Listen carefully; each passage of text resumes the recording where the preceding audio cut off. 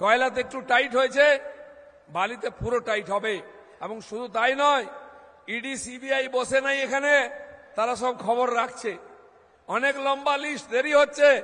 সেই জন্য টিএমসি কে, ভাইপোকে, পিসি কে খুশি করার জন্য কিছু করবেন না।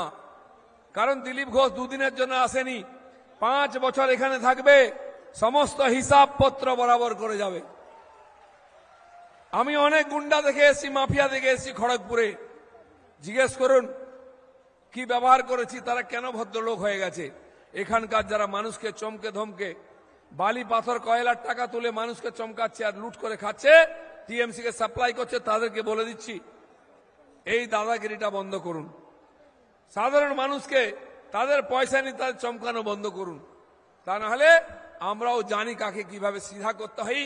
যে উত্তরপ্রদেশ, বিহার থেকে আরম্ভ করে যে রাজ্যে ক্ষমতা আছে জিজ্ঞেস করে নি।